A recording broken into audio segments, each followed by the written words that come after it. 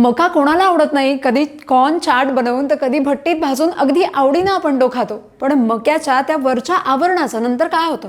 सरळ कचरापेटीत जातं, बरोबर ना? कधी विचार केलाय की त्यातूनही एखादा बिझनेस उभा राहू शकतो?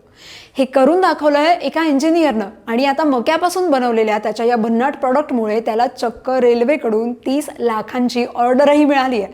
तो तरुण कोण? हे नेमकं काय बनवलंय त्यानं मक्याच्या सालीपासून? तर बिहारच्या मुझफ्फरमध्ये राहणारा हा इंजिनियर नाज ओजेर. मक्याच्या वरच्या आवरणापासून त्यानं कप, प्लेट्स, रॅपर्स बनवले. पूर्णपणे प्लास्टिक फ्री, बायोडिग्रेडेबल आणि एकदम स्वस्त.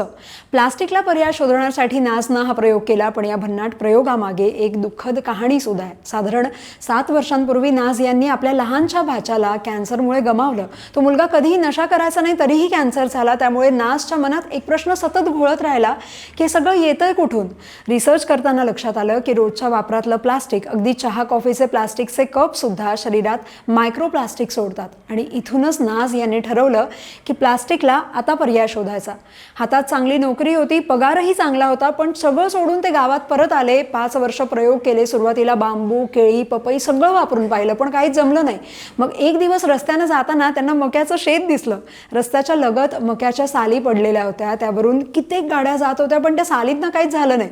तेव्हाच नाज यांना क्लिक झालं की हेच आहे आपलं मटेरियल. आज त्यापासून बनलेले कप, प्लेट, रॅपर्सचं इतकं डिमांड आहे की भारतीय रेल्वेकडून त्यांना 30 लाखांची ऑर्डर मिळाली आहे. ज्याला लोक कचरा म्हणायचे तेच आज कमाई आणि बदलाचं एक साधन बनलंय. कधी कधी एक दुःख पूर्ण समाजासाठी आशा बनून जातं, नाही? या इनोव्हेशनबद्दल तुमचं मत कमेंट करून सांगा आणि फॉलो करा लगावबत्ती.